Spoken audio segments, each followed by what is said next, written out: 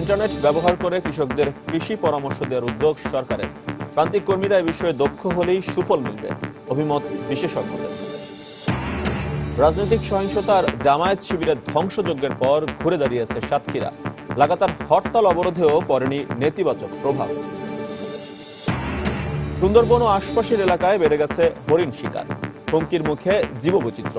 শিকারী চক্র নির্মূলে তৎপর রয়েছে পুলিশ।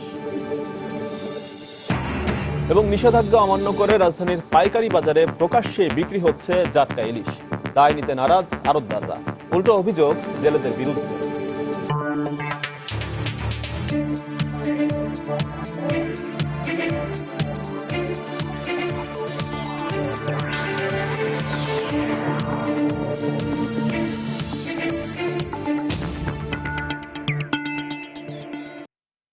দেখছিলেন শিরোনাম। আমন্ত্রণ জানাচ্ছি দেশ ও দেশের বাইরের অর্থ বাণিজ্যের নানা খবর নিয়ে আমাদের নিয়মিত আয়োজন এ সময়ের বাণিজ্য। আর আপনাদের সঙ্গে রয়েছি আমি এজি মাহমুদ। ইন্টারনেট সেবা ব্যবহার করে কৃষকদের কৃষি পরামর্শ দেওয়ার উদ্যোগ নিয়েছে সরকার, আর তাই ইন্টারনেট সুবিধা সহজলভ্য করারও কাজ চলছে। যাদের জন্য এই উদ্যোগ, সেই কৃষকদের অনেকেরই ন্যূনতম ধারণা নেই এই ইন্টারনেট সেবা সম্পর্কে। তবে বিশেষজ্ঞরা বলছেন, কৃষক নয় বরং কৃষি নিয়ে প্রান্তিক পর্যায়ে যারা কাজ করেন তাদের হাতে এই সুবিধা পৌঁছে দিলেই উপকৃত হবে কৃষক। মানোয়ার হোসেনের প্রতিবেদন। দেশকে তথ্য প্রযুক্তিতে সমৃদ্ধ করতে সরকারের পক্ষ থেকে নেওয়া হয়েছে নানা উদ্যোগ, এমনকি কৃষিকেও আনা হয়েছে তথ্য প্রযুক্তির আওতায়। ইন্টারনেট প্রযুক্তি ব্যবহার করে কৃষকদের দেয়া হচ্ছে নানা কৃষি তথ্য। তবে সরকারের সে উদ্যোগ কতটা কৃষক বান্ধব সে প্রশ্ন রয়েই গেছে। মাঠ পর্যায়ে কাজ করে এমন কয়েকজন কৃষকের কাছে প্রশ্ন ছিল ইন্টারনেট কিভাবে ব্যবহার করতে হয়। উত্তরে বোঝা যাচ্ছিল এর সম্পর্কে কতটা অজ্ঞ তারা। মানুষের কাছে শুনি যে ইন্টারনেট কি করে এটা তো আমি জানি না। ইন্টারনেট তো জানি না, দেখি তো যে দু একজনের এ সম্পর্কে ধারণা আছে তারাও আগ্রহী নন এই সেবা নিতে। এমনকি ইউনিয়ন তথ্য সেবা কেন্দ্রেও যান না কৃষকেরা। তারা আসলে চিন্তা করতে পারে না যে প্রযুক্তির ব্যবহার করেও তাদের সমস্যার সমাধান হতে পারে। বিশেষ করে কৃষি ক্ষেত্রে ওই সার্ভিসটা আমরা তেমন দিতে পারি না।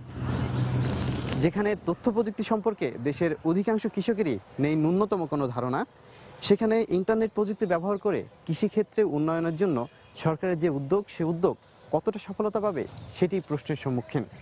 তারপরও ইন্টারনেট প্রযুক্তি ব্যবহার করে কৃষক যাতে কৃষি সমস্যার সমাধান করতে পারে সে বিষয়টি নিশ্চিত করতে সরকারের পক্ষ থেকে নেওয়া হচ্ছে নানা উদ্যোগ। আমরা ইউনিয়ন ডিজিটাল সেন্টারগুলিতে আমরা হাই স্পিড ইন্টারনেট কানেক্টিভিটি নিয়ে যাচ্ছি, ই লার্নিং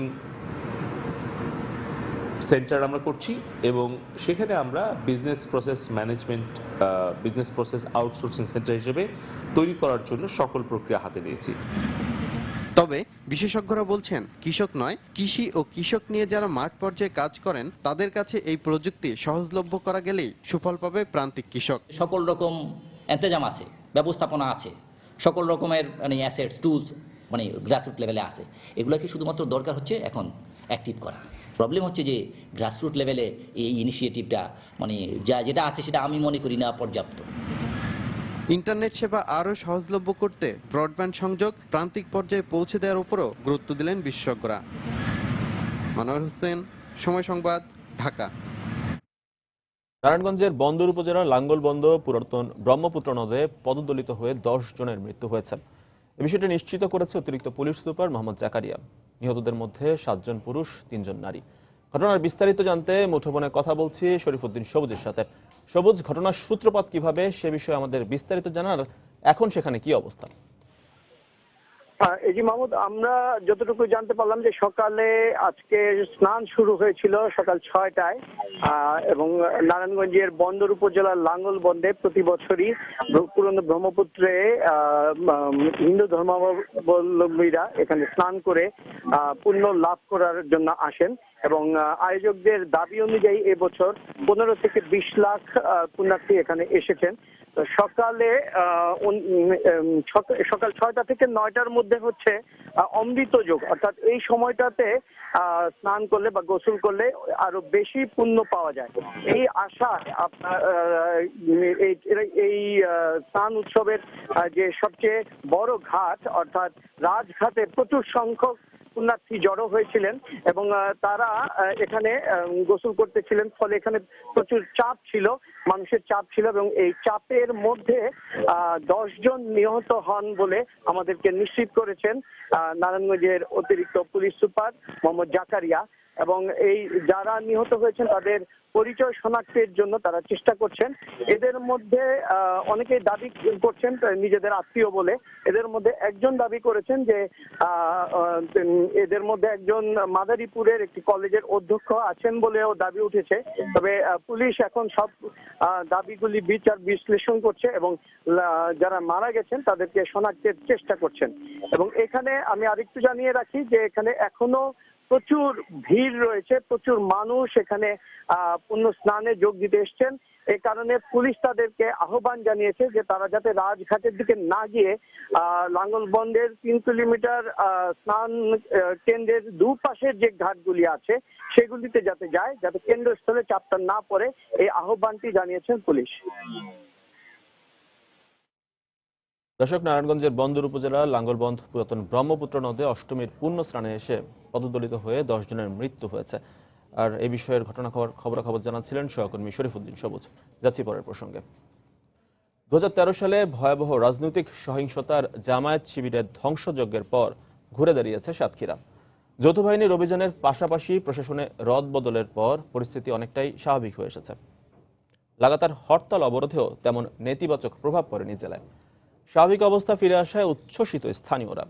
জেলা প্রশাসক ও পুলিশ সুপার জানান, প্রশাসন ও স্থানীয়দের যৌথ প্রচেষ্টায় জেলায় শান্তি ফিরে এসেছে। সাতক্ষীরা প্রতিনিধি মমতাজ আহমেদ বাপির পাঠানো তথ্য ছবি নিয়ে ডেস্ক রিপোর্ট।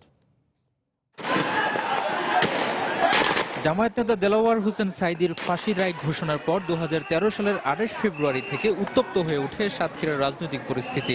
গাছ ফেলে সড়ক অবরোধ, বাড়িঘর ভাঙচুর, হত্যা লুট সহ ধ্বংসযজ্ঞ চালায় জামায়াত শিবির। কার্যত সারা দেশ থেকে অবরুদ্ধ হয়ে পড়ে সাতক্ষীরা।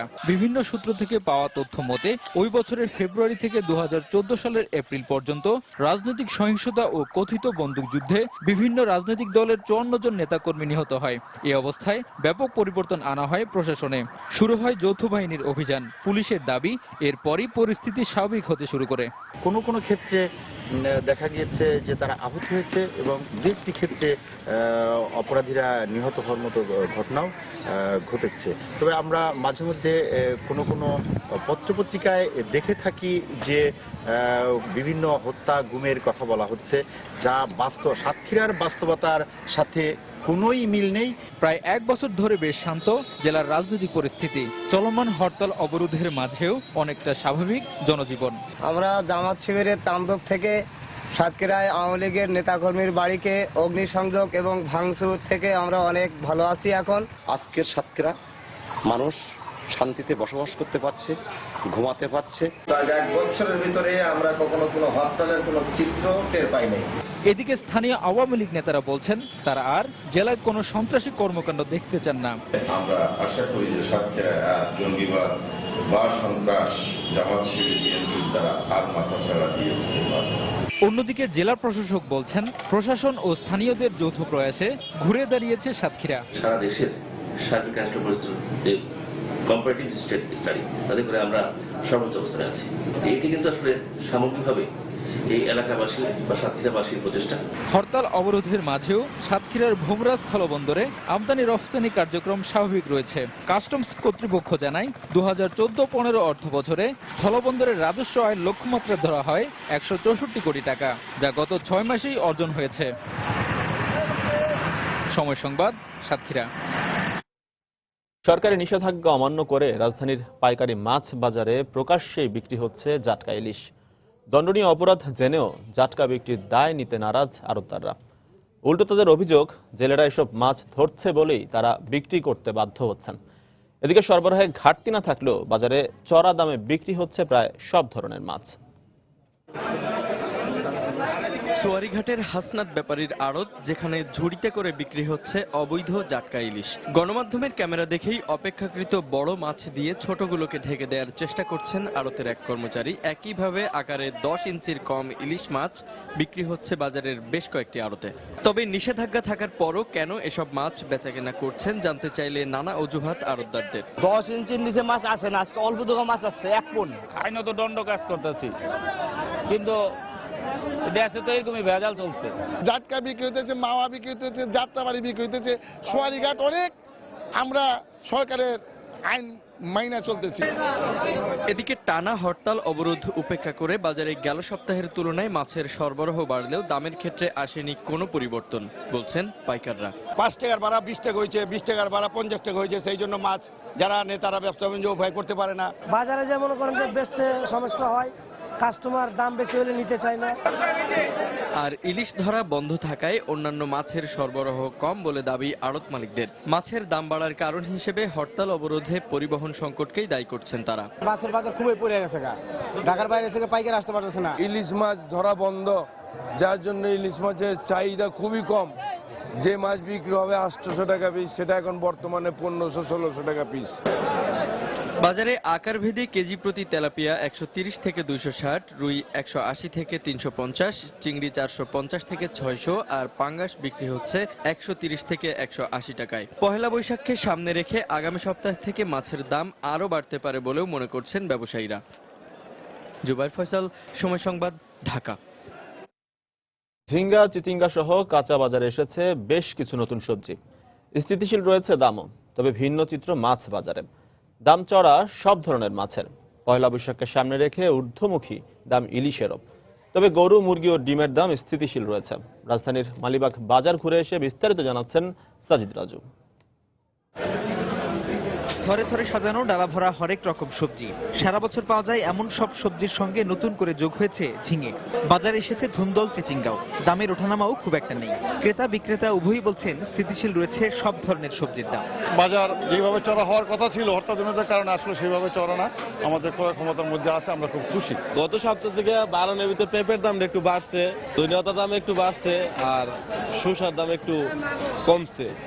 এই আর টমেটোর দামটা গত সপ্তাহ থেকে একটু বাড়ছে। গত সপ্তাহে আমি আসিনি, কিন্তু এর আগে কিনছি, তার আগে একটু বেশি ছিল মনে হয়, একটু কমই মনে হইতেছে। সামনে তো বর্ষাকাল আইতেছে, বর্ষাকালে তো সবজির দাম সবসময় বেশি থাকে, বাড়ার সম্ভাবনা বেশি, কমের সম্ভাবনা কম।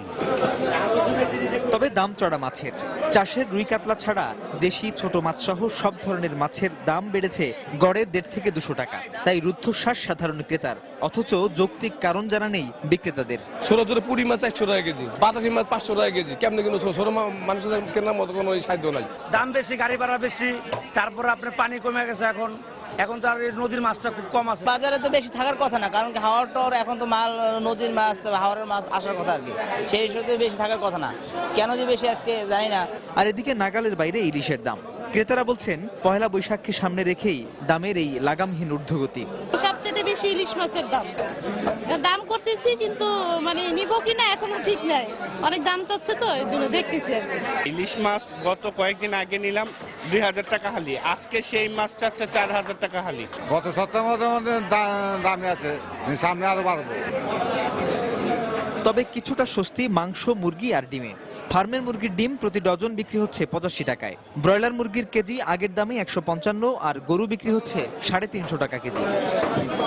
সাজিদ রাজু, সময় সংবাদ, ঢাকা। দর্শক, এই মুহূর্তে আমাদের হাতে নারায়ণগঞ্জের লাঙ্গলবন্দে অষ্টমী পুণ্য স্নান উৎসবের ছবি এসে পৌঁছেছে। এই ঘটনায় পদদলিত হয়ে 10 জনের মৃত্যু ও প্রায় অর্ধশত আহতের খবর পাওয়া গেছে। চলুন দেখে নিই ছবিগুলো।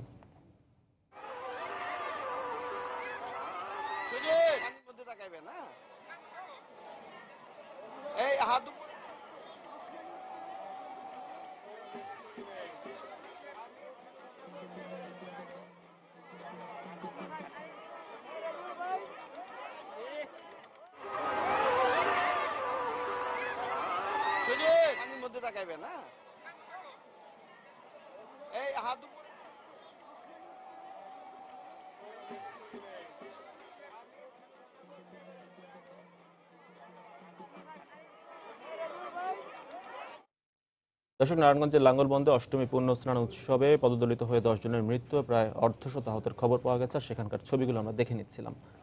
যাচ্ছি পরের প্রসঙ্গে। বাংলাদেশে নিজেদের পণ্যের জনপ্রিয়তা বৃদ্ধির ভালো সম্ভাবনা রয়েছে বলে মনে করছেন থাইল্যান্ডের ব্যবসায়ীরা। রাজধানীর খিলক্ষেতে বসুন্ধরা কনভেনশন সেন্টারে থাইল্যান্ড সপ্তাহ 2015-এ এমন আশার কথা জানান তারা। আর দর্শনার্থীরা বলেন, এ ধরনের আয়োজন থেকে অভিজ্ঞতা নিয়ে বাংলাদেশের ব্যবসায়ীদের আন্তর্জাতিক অঙ্গনে ব্যবসা সম্প্রসারণে আরো উদ্যোগী হওয়া উচিত। সহ কয়েক রকমের খাদ্যপণ্য, তবে auto parts, construction equipment, garments, health and beauty goods, স্টেশনারির মতো পণ্যেরও বাজার তৈরির চেষ্টা করছে থাইল্যান্ডের ব্যবসায়ীরা। এই আয়োজন থেকে থাইল্যান্ডের শিল্প উদ্যোক্তারা লাভবান হবেন, আর স্থানীয় ব্যবসায়ীদের প্রাপ্তি হতে পারে অভিজ্ঞতা অর্জন, এমন মত মেলায় আসা দর্শনার্থীদের। বাংলাদেশি কোনো প্রোডাক্ট কিন্তু সেল হচ্ছে না, তবে আমাদের একটা শিক্ষার ব্যাপার হলো ওদের প্রোডাক্টগুলো দেখা ওদের কোয়ালিটির বা ওদের মানের কিছু তৈরি করা আমাদের উচিত। যারা ওই ধরনের বিজনেস ওরিয়েন্টেড কাজ করছেন তাদের জন্য এই ধরনের গ্যাদারিং হলে তারা অনেক ভালোভাবে ইজি এই জিনিসগুলো ওদের হাতের কাছে পেয়ে যাচ্ছে। থাই ব্যবসায়ীরা স্বীকার করেন, দক্ষিণ এশিয়ার অন্যান্য দেশের তুলনায় বাংলাদেশে ব্যবসা করা অনেক বেশি সহজ। তারা বলছেন, এদেশে থাই পণ্যের চাহিদাও দিন দিনই বাড়ছে। জীবনে প্রথমবার বাংলাদেশে এসেছি। এখানকার সবাই খুবই উৎসাহ নিয়ে আমাদের প্রদর্শনীতে আসছে। আমরা পণ্যের মানের ব্যাপারে সচেতনতার পাশাপাশি সব সময় খেয়াল রাখি যেন তা আধুনিক সময়ের সঙ্গে সামঞ্জস্যপূর্ণ হয়। আজ দর্শনার্থীদের ভিড় কিছুটা কম, তবে আমরা আশা করছি কালকের দিনটা আরো ভালো হবে। থাইল্যান্ডের বাণিজ্য মন্ত্রণালয়ের উদ্যোগে আয়োজিত বিনা প্রবেশ মূল্যের এই প্রদর্শনীটি সকাল 10টা থেকে রাত 8টা পর্যন্ত চলবে, 28 মার্চ পর্যন্ত। জুবাইর ফয়সাল, সময় সংবাদ, ঢাকা। শেষ হলো চতুর্থ আন্তর্জাতিক আসবাবপত্র প্রদর্শনী।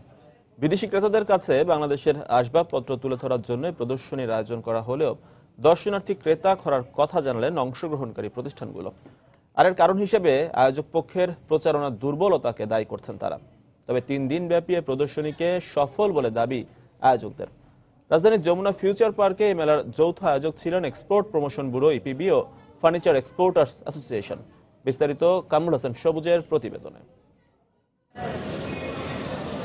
বাহারি আর হালামলের নকশায় তৈরি সব আসবাব নিয়ে চতুর্থবারের মতো আয়োজন করা হলো এই মেলার।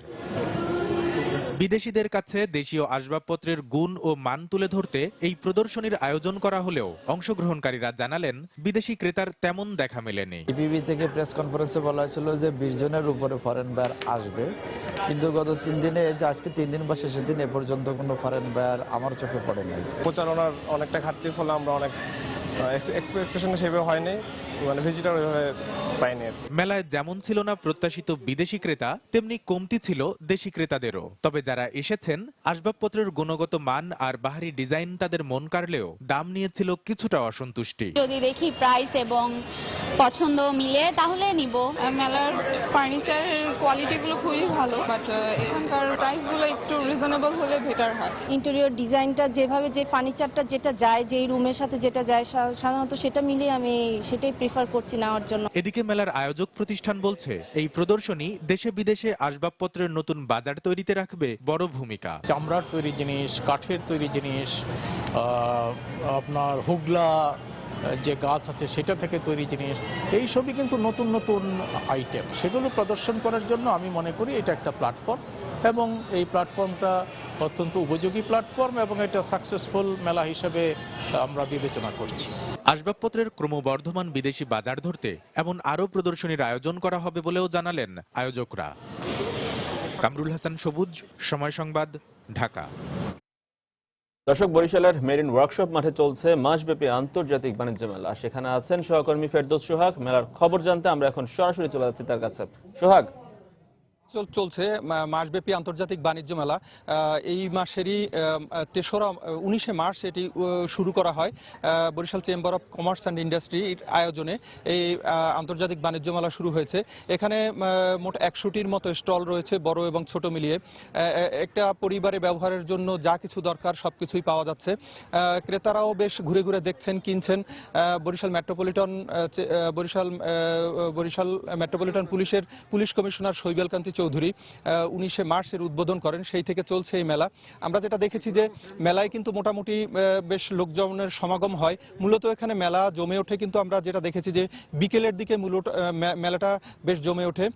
বিকেল 4টা থেকে রাত্র 10টা 11টা পর্যন্ত মেলাটা বেশ জমজমাট থাকে বলে জানিয়েছেন এখানকার ক্রেতা বিক্রেতা সবাই। তবে সারাদিন ব্যাপী কিন্তু মেলা খোলা থাকে, কিন্তু সারাদিন ব্যাপী।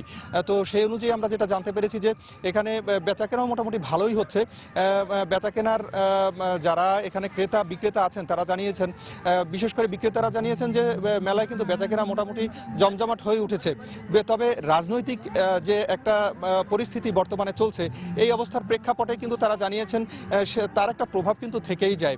যেমন আমরা নানান কারণে মানুষের মধ্যে একটা শঙ্কা থাকে, এই কারণে কিছুটা সমস্যার সৃষ্টি হয়। এছাড়া কিন্তু মোটামুটি মানুষ আসতে চায়, এখানে কেনাকাটা করতে চায়, মানে তারা চায় মোটামুটি মেলাটার মধ্যে এসে কেনাকাটা করতে, দেখতে, ঘুরতে, কিন্তু নানান কারণে আসলে সেটা সম্ভব হয়ে উঠছে না রাজনৈতিক প্রেক্ষাপটে, এটা তো আমরা জানি।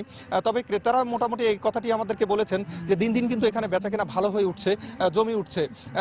গত 8 দিনে 19শে মার্চ থেকে শুরু হওয়া আজকে পর্যন্ত মোটামুটি তারা বেশ ভালোই বেচাকেনা করেছেন, এমনটাই আমাকে জানিয়েছেন। এবং তারা আশাবাদী বাকি যে দিনগুলো আছে সেই দিনগুলোতেও কিন্তু তাদের কিন্তু মোটামুটি মেলা ভালো বেচাকেনা করতে পারবে, এমনটি তারা আশা প্রকাশ করছেন। এই ছিল মোটামুটি বরিশালের বাণিজ্য মেলার খবর। আমরা এখন ফিরছি স্টুডিওতে।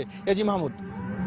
দর্শক, বরিশালের মেরিন ওয়ার্কশপ মাঠে চলছে মাসব্যাপী আন্তর্জাতিক বাণিজ্য মেলা। সেখানকার খবরাখবর জানছিলাম সহকর্মী ফেরদৌস সোহাগের কাছ থেকে। যাচ্ছি পরের প্রসঙ্গে। এ সপ্তাহে বিভিন্ন মন্ত্রী, ব্যবসায়ী ও বিশিষ্ট ব্যক্তিরা দেশের অর্থনীতি নিয়ে বিভিন্ন গুরুত্বপূর্ণ বক্তব্য দিয়েছেন। আর এসব বক্তব্য নিয়েই আমাদের এবারের আয়োজন। চলুন দেখে নেই এক নজরে। কিভাবে ক্ষতিকারক কেমিক্যালের ব্যবহার নিয়ন্ত্রণ করা যায় সে বিষয়ে ভাবতে হবে। প্রয়োজনে অতিরিক্ত শুল্ক বসানো যেতে পারে। পরিবেশ বান্ধব শিল্পায়নের কাজ শুরু করেছে সরকার, এটা ভালো দিক। তবে পরিকল্পিতভাবে শিল্প গড়ে তুলতে গ্রিন শিল্পায়ন আরো ছড়িয়ে দিতে হবে। এবার থেকে মার্কিন যুক্তরাষ্ট্র আমাদের ফার্মাসিউটিক্যাল প্রোডাক্ট রপ্তানি শুরু হবে। তো সব দিক মিলে ভিয়েতনাম বাংলাদেশ থেকে ফার্মাসিউটিক্যাল জিনিস কিনলে আমাদের রপ্তানিটা আরো বাড়বে। বাংলাদেশে তারা এগ্রিকালচার ইকুইপমেন্টস করার জন্য এখানে বিনিয়োগ করতে চায়। যদি 7-8% গ্রোথ হয় এবং 5-6% ইনফ্লেশন হয়, এই দুটোকে মিলিয়ে যদি একসঙ্গে চলতে পারি আমরা, সেটি হবে সবচেয়ে কাঙ্ক্ষিত। তবে তার জন্য আমাদের এক যে বিনিয়োগের অনুকূল পরিবেশ দরকার। মাননীয় মন্ত্রী পজিটিভ রিকমেন্ডেশন পাঠিয়েছেন অর্থ বিভাগে, এবং অর্থ বিভাগ থেকেও আমরা যে ইঙ্গিত পেয়েছি তাতে মনে হয় যে তারা ক্যাশ ইনসেন্টিভ অনুমোদন করবেন। আমরা কোনো সময় বাড়ানোর ভিতরে নাই। বহু বছর তারা নষ্ট করেছে, বুড়িগঙ্গা ঢোকা যায় না, সমস্ত পানি দূষিত হয়ে গেছে। বাংলাদেশে 20টি বিশেষ অর্থনৈতিক অঞ্চল রয়েছে যেখানে ভিয়েতনামের ব্যবসায়ীরা বিনিয়োগ করতে পারেন। এখানে জমির তেমন কোনো সমস্যা নেই, তবে অবকাঠামোগত দিক দিয়ে আমরা কিছুটা পিছিয়ে রয়েছি। এরপরও বাংলাদেশের কৃষি ও বিদ্যুৎ খাতে বিনিয়োগের যথেষ্ট সুযোগ রয়েছে ভিয়েতনামের ব্যবসায়ীদের। কানাডার জনগণ পণ্য উৎপাদনকারীদের সামাজিক দায়বদ্ধতার বিষয়টি গুরুত্বের সাথে দেখে, যে কারণে এদেশে আমরা $8 মিলিয়ন অর্থ সহায়তা দিয়ে আন্তর্জাতিক শ্রম সংস্থার সাথে কাজ করছি। পোশাক শিল্পে গত কয়েক বছরে শ্রম অধিকার, কর্মপরিবেশ উন্নয়ন সহ বিভিন্ন ধরনের সংস্কার হয়েছে, যা সামনেও চালিয়ে যেতে হবে। আশ্বস্ত করতে চাই, নগদ সহায়তা এই আমাদের ফার্নিচার সেক্টরকে দেওয়া। তৈরি পোশাক 2021 সালের মধ্যে 50 বিলিয়নের উন্নতি হবে বলে আমরা প্রজেক্ট করেছি।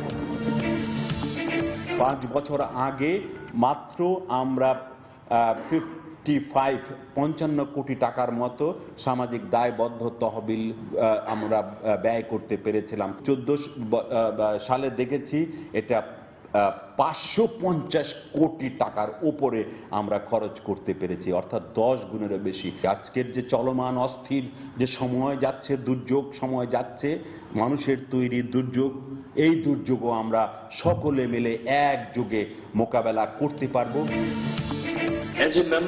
থাইল্যান্ড আমাদের ভালো বন্ধু, কিন্তু দুদেশের মধ্যে বাণিজ্য সম্পর্ক তেমন উল্লেখ করার মতো নয়। এর কারণ সে দেশে আমাদের পণ্যের শুল্ক মুক্ত প্রবেশাধিকার নেই। দর্শক, আগেই জানিয়েছি নারায়ণগঞ্জের বন্দর উপজেলার লাঙ্গল বন্দে অষ্টমীর পুণ্য স্নানে গিয়ে পদদলিত হয়ে 10 জনের মৃত্যু হয়েছে। এই মুহূর্তে ঘটনাস্থলে আছেন আমাদের রিপোর্টার ওমর ফারুক। সরাসরি চলে যাচ্ছে তার কাছে। ওমর,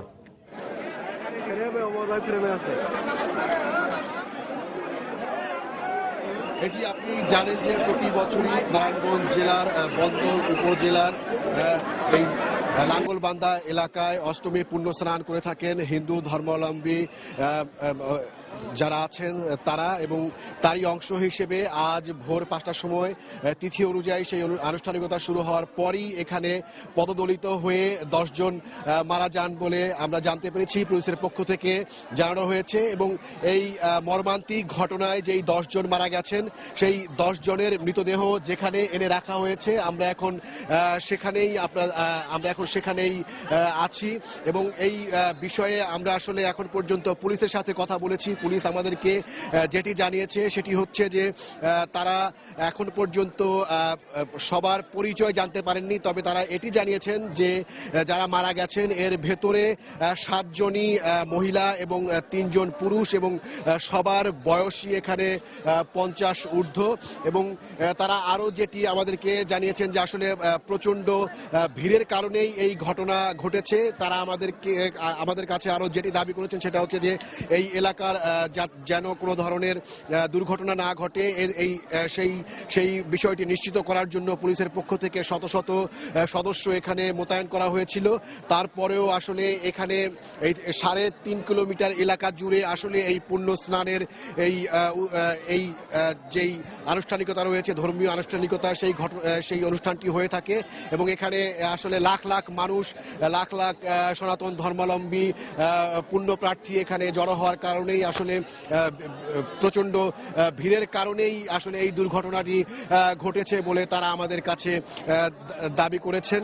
এখন আমরা এখানে দেখতে পাচ্ছি যে যেখানে মৃতদেহ রাখা হয়েছে সেখানে পুলিশের সদস্য এবং আইন শৃঙ্খলা রক্ষা বাহিনীর সদস্যরা এখানে আছেন, এবং তারা আসলে এখানে যেই পরিচয় জানার জন্য চেষ্টা করছেন এবং আরো যে আনুষ্ঠানিকতা রয়েছে সেই আনুষ্ঠানিকতা সম্পন্ন করার চেষ্টা করছেন। দর্শক, এই মুহূর্তে আমরা যেই জায়গাটিতে আত্মীয় স্বজনরা রয়েছেন সেদিকে যাওয়ার চেষ্টা করছি। আমরা আসলে এখানে যারা প্রত্যক্ষদর্শী কাউকে পাওয়া যায় কিনা, কিংবা আত্মীয় স্বজন যারা আছে তাদের সাথে কথা বলে এই ঘটনায় আসলে কি ঘটেছিল সেই বিষয়টি আসলে জানার চেষ্টা করব, এবং আমরা আসলে এখানে মৃতদেহগুলো এখানে সারিবদ্ধভাবে এবং আত্মীয় স্বজন এখানে যারা আছেন তারা আসলে এখানে অপেক্ষা করছেন। আমরা একজন দেখতে পাচ্ছি যে একজন শোকার্ত স্বজনকে আসলে এখানে যারা আছেন তারা আসলে শোকার্ত, এবং মিডিয়ার গণমাধ্যমের কর্মীদের সাথে কথা তারা আসলে স্বাভাবিকভাবেই এখন আসলে তেমন একটি চাইছেন না কথা বলতে। তারপরেও আমরা চেষ্টা করবো। আপনি কি সেই ঘটনার সময় ছিলেন? আমি খবর পাইছি, দাদা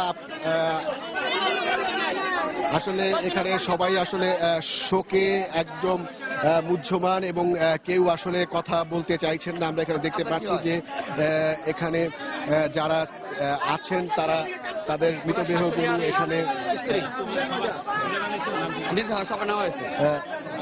তারা কথা বলছেন। আপনার কেউ মারা গিয়েছে? আমি মহাতীর্থ লাঙ্গলবান্ধা স্নান উৎসব জন পরিষদের ভাইস প্রেসিডেন্ট, পূজা পরিষদের জেলার প্রেসিডেন্ট। এখানে এই দুর্ঘটনাটা তো ঘটলো, আমরা তো নিজেরাই বিব্রত অবস্থা। এই ধরনের ঘটনা তো কখনো ঘটেনি। আমরা তো অনেক বছর যাবত এখানে এই স্নান উৎসবের সাথে জড়িত, কিন্তু এইবারে এই ধরনের একটা মর্মান্তিক ঘটনা ঘটেছে। এর জন্য আমি সরকারেরও কিছু দায়িত্ব আছে বলে আমি মনে করি। এই কারণে যে প্রতিটা ঘাটের মধ্যে যে রকম প্যাসেজ থাকা দরকার, যে প্যাসেজটা দিয়া তীর্থযাত্রীরা স্বাচ্ছন্দ্যে ঢুকবে এবং স্বাচ্ছন্দ্যে বের হবে, ওই জায়গাগুলি সরুর কারণে মানুষ ঢুকার সময় যেই চাপটা মানুষের মধ্যে চাপাচাপি হয়, ওই কারণেই এই দুর্ঘটনাটার মূল কারণ। আর যদি প্রতিটা ঘাটে যদি ঢুকার জন্য যদি সাফিসিয়েন্ট জায়গা থাকতো, মানুষগুলি ঢুকবে এবং বের হবে, এবং এই বিষয়গুলি যদি সরকার যদি ব্যবস্থা না নেয়, এই অবৈধ দখলদারকে উচ্ছেদ করে যদি তীর্থযাত্রীদের জন্য স্বাচ্ছন্দ্যে তীর্থ করার সুযোগ করে না দেয়, তাহলে আগামীতে এটা তীর্থস্থান হিসাবে চিহ্নিত হবে না, এটা মরণঘাট হিসাবে চিহ্নিত হবে। আপনি কি আমাদেরকে বলবেন আসলে আজকে সকালে আসলে কি ঘটনা ঘটেছিল? আজকে শুধু মানুষের চাপ, প্রেসার, লোকজন সমাগম ছিল বেশি, কারণ 3 দিনের বন্ধ ছিল, যে কারণে দূর দূরান্ত থেকে, বাংলাদেশের প্রত্যন্ত অঞ্চল থেকে আমাদের সনাতন ধর্মাবলম্বীরা এইটাকে একটা গুরুত্বপূর্ণ স্নান, এই বাংলাদেশের জন্য এটা একটা বিরাট তীর্থস্থান, যেটা ভারতে কুম্ভ মেলা, আমাদের বাংলাদেশের বিশ্ব ইজতেমা, তারপরে আমাদের এই মহাতীর্থ লাঙ্গলবন স্নান। এই স্নানটাকে হালকাভাবে ছোটভাবে দেখার কোনো কারণ আছে বলে আমি মনে করি না। আমার মনে হয় এটা সরকারের এটাকে গুরুত্ব সহকারে দেখা উচিত, এবং এখানে মানুষ যাতে স্বাচ্ছন্দ্যে স্নান করতে পারে, পূর্ণ স্নান করার জন্য যেটুকু দরকার জায়গা, ওই জায়গাটুকু যেন আমাদেরকে, আমরা বিনীতভাবে সরকারের কাছে আবেদন জানাচ্ছি, আমাদের এই ধরনের ঘটনা যাতে আর না ঘটে, এর জন্য সরকারের এখন থেকেই এটাকে এই ব্যাপারে সতর্ক হয়ে মানে তীর্থযাত্রীদের স্বাচ্ছন্দ্যে স্নান করার ব্যবস্থা, পূর্ণ স্নান ব্যবস্থা করার জন্য আমি সরকারের কাছে, মাননীয় জননেত্রী প্রধানমন্ত্রী শেখ হাসিনার কাছে, বঙ্গবন্ধু কন্যার কাছে আমি আবেদন জানাচ্ছি যে আমরা যেন এই মৃত্যুর লাশ, এই মানুষের লাশ আমাদের কাঁধে বইতে না হয়, এই মা বোনদের। আপনারা যে 10 জন মারা গেছে তাদের কি পরিচয় জানতে পেরেছে? সবার পরিচয় অলরেডি আমাদের জানা হয়ে গেছে। আমরা আপনাদেরকে নাম, ঠিকানা সব দিয়ে দিচ্ছি। আমাকে এখানকার উপজেলা নির্বাহী কর্মকর্তা এইমাত্র আমাকে বললেন প্রত্যেক পরিবারকে 25,000 টাকা করে দিবেন, এবং তাদের যাওয়ার জন্য, তাদের যেই জায়গা থেকে তারা এসছে তাদের বাড়িতে পৌঁছে দেওয়ার জন্য তারা প্রয়োজনীয় ব্যবস্থা গ্রহণ করবেন। এটা লোকাল স্থানীয় প্রশাসন, এখানকার ইউনু ম্যাডাম আমাকে বলেছে। এমনিতে পুলিশের পক্ষ থেকে এবং প্রশাসনের পক্ষ থেকে দাবি করা হয়েছে যে তারা সব ধরনের নিরাপত্তামূলক ব্যবস্থা এগুলো নিয়েছেন। আসলে পুলিশের পক্ষ থেকে এবং আরো যে সকল ব্যবস্থা নেওয়া দরকার এই ধরনের দুর্ঘটনা রোধ করার জন্য, সেই ধরনের দুর্ঘটনা রোধ করার সেই ধরনের পদক্ষেপ নেওয়া হয়েছে বলে আপনি মনে করেন কিনা একজন সংগঠক হিসেবে? না, এটা প্রশাসন কিন্তু সর্বদাই একটা ভালো ব্যবস্থা নেন। প্রশাসনের যে ব্যবস্থা নেন না আমি এটা বলবো না। আমি যেহেতু এই অর্গানাইজেশনের সাথে অনেকদিন যাবত জড়িত, আমি 5 বছর জেনারেল সেক্রেটারি ছিলাম, এবং জেলা প্রশাসন, পুলিশ প্রশাসন সর্বদাই একটা তৎপর থাকেন। গতকালকে বাংলাদেশের মহান স্বাধীনতা দিবস গিয়েছে, এই কারণে পুলিশ প্রশাসনও ওইদিকে খুব ব্যস্ত ছিলেন, জেলা প্রশাসনও ব্যস্ত ছিলেন, যে কারণে ওনারাও যে উদ্যোগ নেন না তা না, এই স্বাচ্ছন্দ্যে এই অনুষ্ঠানটা সম্পন্ন করার জন্য প্রশাসনের একটা জোর তৎপরতা থাকে। এই ব্যাপারে নো ডাউট আমি কনফার্ম যে প্রশাসনের কোনো গাফিলতি আছে বলে আমি মনে করি না। আমি যে জায়গাটার মধ্যে আমি বলতে চাচ্ছি সেটা হলো আমাদের প্রতিটা স্নান ঘাটে মানুষ তীর্থযাত্রী ঢোকার জন্য যে প্রচেষ্টা দরকার, এই অবৈধ দখলদারকে উচ্ছেদ করে ওই জায়গাগুলি যদি আমাদেরকে অবমুক্ত করে দেওয়া হয়, তাইলে আর এই ধরনের মৃত্যুর মিছিল আর ঘটবে না। আমি মনে করি আজকে তো আরো বাসন্তী পূজা রয়েছে, আরো আনুষ্ঠানিকতা রয়েছে, সেগুলোর কি হবে? এখন সকাল আজকে ভোর 5:59 থেকে 49 থেকে শুরু, এবং আজকে সারাদিন থাকবে এবং সারা রাতও থাকবে। এখনো লক্ষ লক্ষ লোক অন দ্য ওয়ে, ওনারা এই লাঙ্গলবন্দ স্থানে ঢুকবে। এখন থেকে আমরা চাইবো আর যেন এই ধরনের মৃত্যুর মিছিল না হয়। আমরা প্রতিটা ঘাটে আমাদের ভলান্টিয়ার টিম আছে, পূজা পরিষদ, মহাতীর্থ লাঙ্গলবন্দ স্থান উৎসব উদযাপন পরিষদ, আমরা সকলে মিলে আমরা সবাই এখন তৎপর, কোনোভাবে যেন এই বিশৃঙ্খল পরিবেশ সৃষ্টি না হয় এবং মানুষ যাতে ভিতরে আসতে যেতে পারে। পুলিশ প্রশাসন এখন বেশি তৎপর এই ঘটনার পরে। আশা করি এই আর বাকি যেটুকু সময় আছে এই সময়ের মধ্যে এই ধরনের দুর্ঘটনা ঘটবে বলে আমি মনে করি না। আমি আশা করি আর এইরকম ঘটনা পুনরাবৃত্তি ঘটবে না।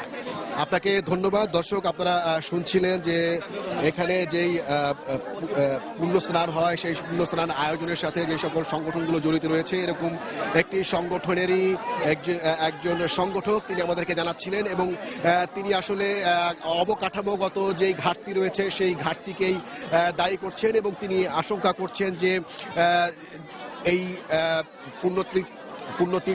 পুণ্য স্নানের জায়গায় আসার জন্য যেই ধরনের অবকাঠামো থাকা দরকার, সেই ধরনের অবকাঠামো যদি গড়ে না তোলা হয় তাহলে ভবিষ্যতে আরো বড় ধরনের দুর্ঘটনা ঘটবে বলেও তিনি আশঙ্কা করছেন। এবং তিনি আরো বলছেন যে এখানে যে পুণ্য স্নানের জন্য যেই খ্যাতি রয়েছে, এই জায়গাটিকে যদি সেভাবে তৈরি করা না হয় তাহলে সেটি মৃত্যু ফাঁদ হিসেবে পরিচিতি পাবে বলেও তিনি আশা করছেন।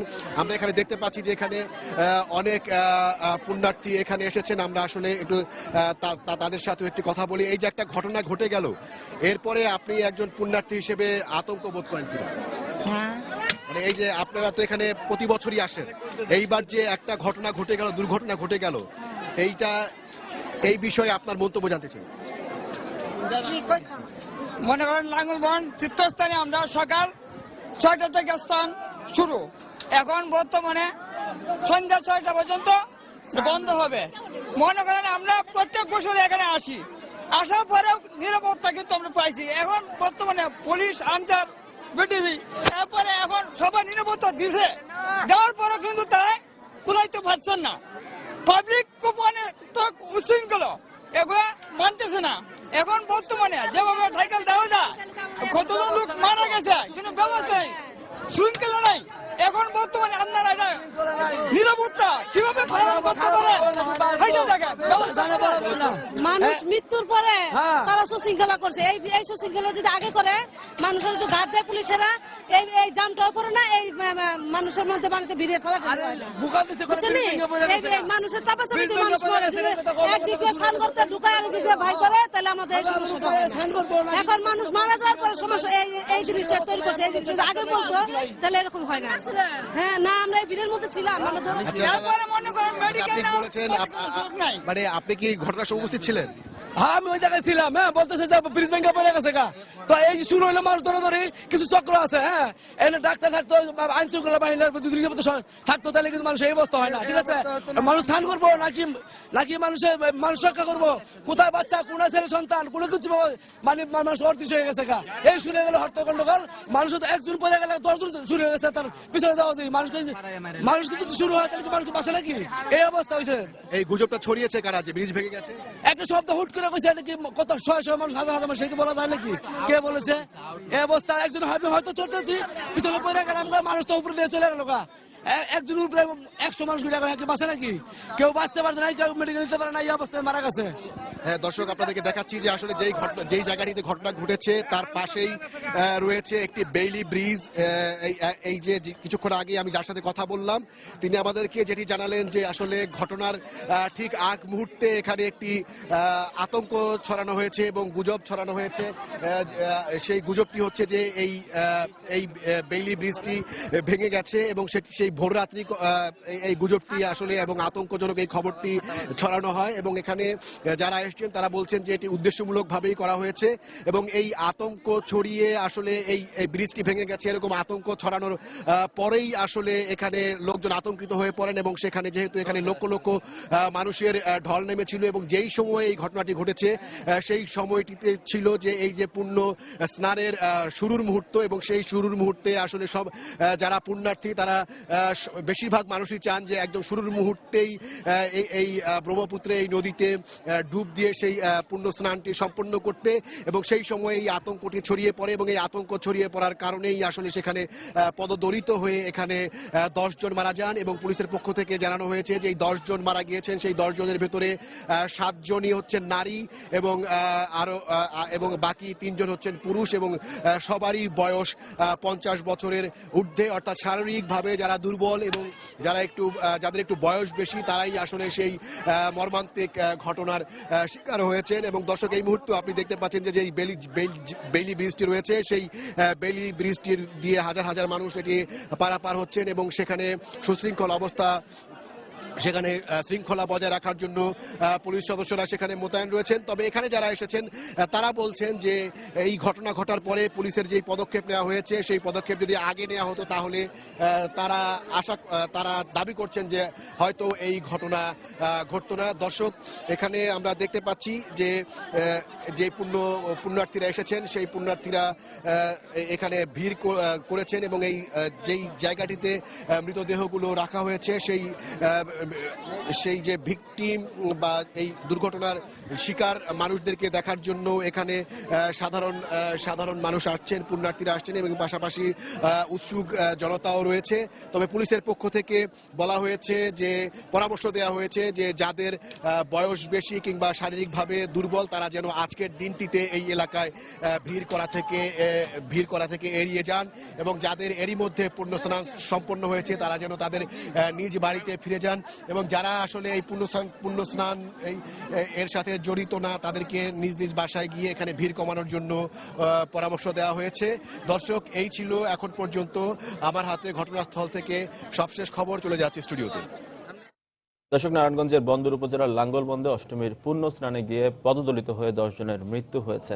মূলত অবকাঠামোগত দুর্বলতা ও প্রচন্ড ভিড়ের কারণেই এমন ঘটনা ঘটে থাকতে বলে ধারণা করা হচ্ছে। আর ঘটনাস্থল থেকে বিস্তারিত জানাচ্ছিলেন সহকর্মী ওমর ফারুক। আবার জানিয়ে দিচ্ছি এ সময়ের বাণিজ্যের শিরোনামগুলো। ইন্টারনেট ব্যবহার করে কৃষকদের কৃষি পরামর্শ দেওয়ার উদ্যোগ সরকারের। প্রান্তিক কর্মীরা এ বিষয়ে দক্ষ হলেই সুফল মিলবে, অভিমত বিশেষজ্ঞদের। রাজনৈতিক সহিংসতার জামায়াত শিবিরের ধ্বংসযজ্ঞের পর ঘুরে দাঁড়িয়েছে সাতক্ষীরা। লাগাতার হরতাল অবরোধেও পড়েনি নেতিবাচক প্রভাব। সুন্দরবন ও আশপাশের এলাকায় বেড়ে গেছে হরিণ শিকার, হুমকির মুখে জীববৈচিত্র্য। শিকারী চক্র নির্মূলে তৎপর রয়েছে পুলিশ। এবং নিষেধাজ্ঞা অমান্য করে রাজধানীর পাইকারি বাজারে প্রকাশ্যে বিক্রি হচ্ছে জাটকা ইলিশ। দায় নিতে নারাজ আড়তদাররা, উল্টো অভিযোগ জেলেদের বিরুদ্ধে। দর্শক, এই ছিল এ সময়ের বাণিজ্য। যে কোনো খবর পেতে ভিজিট করুন সময়নিউজ.tv। এছাড়া এই মাত্র পাওয়া খবর আপনার মোবাইলে পেতে SMS করুন *BN লিখে পাঠিয়ে দিন 16242 নম্বরে। আর সঙ্গেই থাকুন সময়।